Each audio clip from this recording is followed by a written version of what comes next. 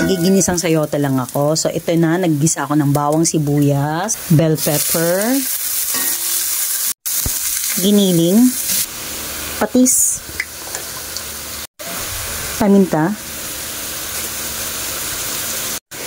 Ganito yung ginagawa ko pag ayaw ko masiraan ng sayote. Ini-slice ko tapos pina-frozen ko. Ito, frozen na siya.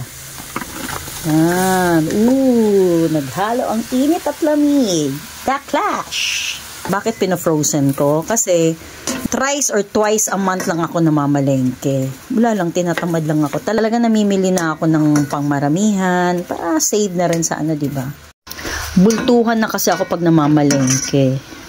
Kilo-kilo ba? Para feeling ko lang nakakatipid ako dun. Pero hindi naman lahat ng gulay ginaganyan ko. Pag naparami, kunwari, mura ang sayote ngayon, naparami yung bili ko. Nakastay lang siya dun sa ref ng matagal. Kaysa lumabas na yung buto, ang ginagawa ko, chinap-chop ko na, tapos nilagay ko na siya sa freezer. Square na pork. Butter. Ang palinam-nam yan. Ang butter. Tapos kinchay. Okay na to.